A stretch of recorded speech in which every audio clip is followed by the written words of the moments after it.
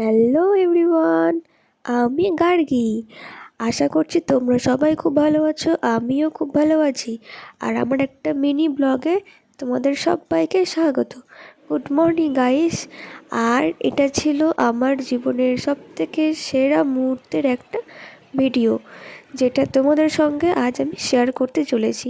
আর দেখো, ঘড়ির কাঁটায় তখন 8টা বাজে। আর সকাল সকাল আমি ঘুম থেকে উঠে পড়েছিলাম সেই দিন। তোমরা অবশ্যই বুঝতে পারছো ভিডিওটা দেখে। হ্যাঁ, এটা ছিল আমার 9 মাসের স্বাদের একটা ছোট্ট করে অনুষ্ঠান। আমাদের বাংলায় অনেক রীতিগুলোর মধ্যে এই একটা রীতি এখনও অবধি প্রচলন আছে, যে বেবি হওয়ার আগে মায়েদের ইচ্ছা মতো, মানে তার যা যা পছন্দ তাই তাই খাবার সাজিয়ে গুছিয়ে পরিবেশন করা হয়, মানে মাকে খাওয়ানো হয় তার বেবি হওয়ার পূর্বে। আর তাই জন্য মা সকাল সকাল ঘুম থেকে উঠে আমার জন্য অনেক রকম খাবার বানিয়ে দিয়েছিলেন, আর সেইগুলোই আমি খাচ্ছিলাম। আর এইগুলো খাওয়ার একটা যেহেতু সময় নির্দিষ্ট করা থাকে, তাই একটা শুভ সময় দেখে আমাকে এই খাবারগুলো খেতে দিয়েছিলেন। আর এই দেখো, দুটো বাবুও তাড়াতাড়ি ঘুম থেকে উঠে পড়েছে আর সোজা চলে এসেছে আমার কাছে। আর ব্যাপার স্যাপারগুলো একটু বুঝে নেওয়ার চেষ্টা করছে, এই আর তখনও বাড়িতে কোনো লোকজন আসেনি, আর সবাই সেই দিন আসতে একটু লেটই করেছিল।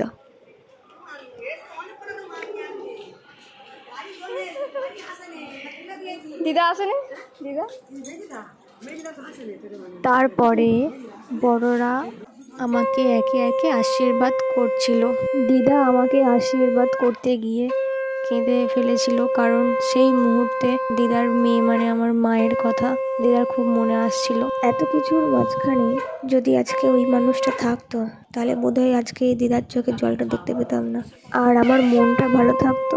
আর বিশেষ করে এই সময়, এই মুহূর্তে আমি মনে আরো অনেকটা সাহস পেতাম।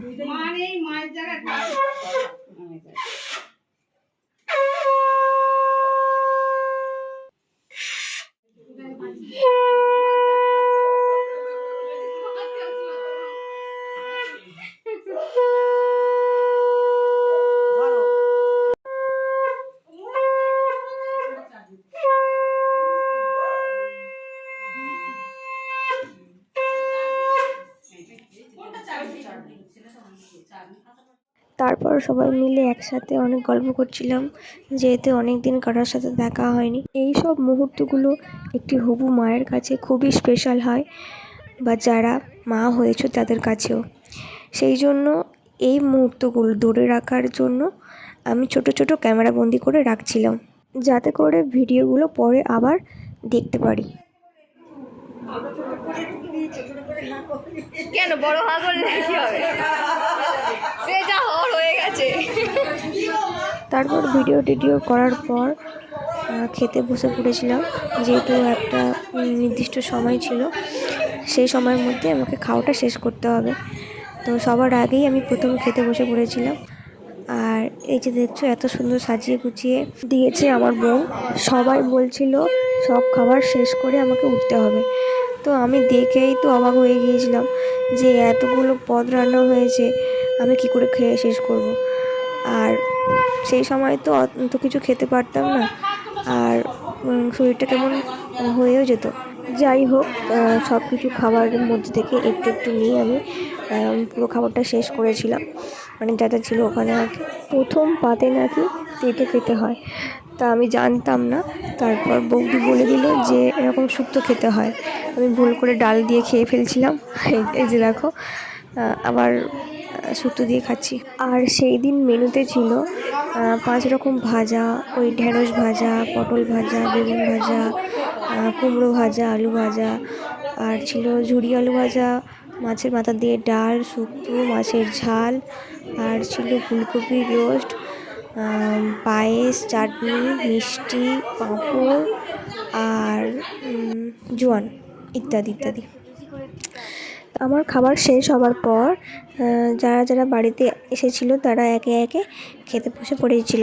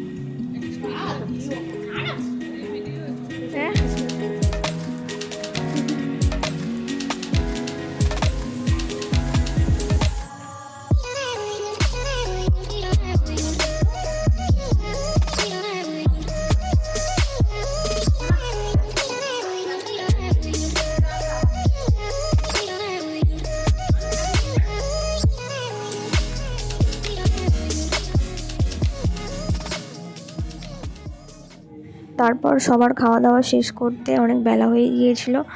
আর এই যে দেখো লাস্টে তোমাদের দাদাভাই আর মা খাচ্ছিল, সাথে বৌদিও খেয়ে নিচ্ছিল।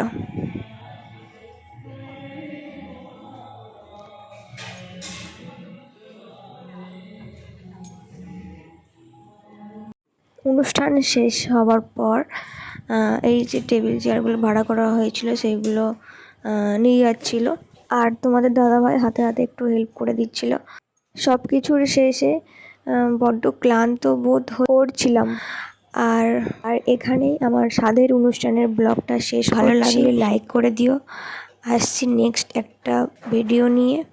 এই যে ভিডিও শেষ করতে গিয়ে আমি হাতে দেখলাম হাতের মেহেন্দিটা খুব সুন্দর ফুটেছে, বেশ ভালো লাগছিল, তাই একটু ভিডিও করে নিলাম। এতক্ষণ ভিডিওটা দেখার জন্য থ্যাংক ইউ।